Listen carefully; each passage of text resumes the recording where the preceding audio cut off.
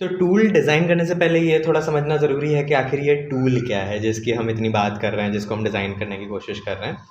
कोई भी चीज़ जो आपके सत्र को, सेशन को, किसी भी बात को जो आप लोगों तक पहुंचाना चाह रहे हैं, कैंपेन को थोड़ा मज़ेदार, थोड़ा एंगेजिंग बना दे, उसको हम टूल कहते हैं। अब टूल इस तरीके की भी चीज़ें हो सकती हैं, जैसे हम बहुत सारी चीज़ें खरीदते हैं और उनके थ्रू बहुत सारा डिस्कशन करते हैं। तो ये कैसे हम अपने सोचने के पैटर्न को चेंज कर सकें, उसके लिए यूज़ करते हैं।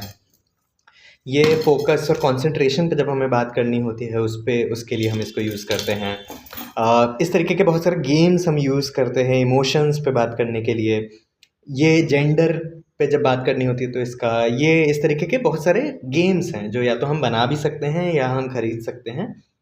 फिर कुछ इस तरीके के कार्ड्स आते हैं जो, जैसे ये एक इमेज कार्ड डेक है, उसमें बहुत सारी इमेजेस हैं और उनसे पचासों तरीके की गतिविधियाँ हो सकती हैं कॉन्टेक्स्ट को देखते हुए।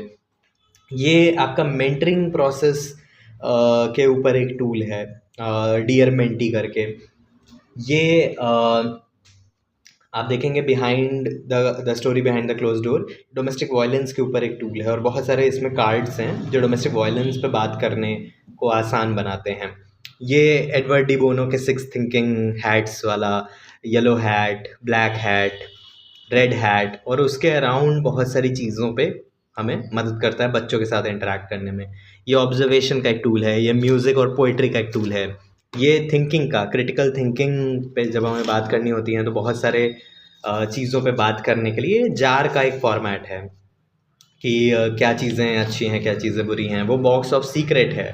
तो इस तरीके के टूल्स जब हम बहुत सारे डिज़ाइन कर पाते हैं अलग अलग संदर्भ में, अलग अलग रिक्वायरमेंट्स, अलग अलग ऑडियंस के लिए, वो थोड़ा सा आपके बातों को इंगेजिंग बनाता है, आपके सेशंस को इंगेजिंग बनाता है, लोगों से कनेक्ट करने में मदद करता है।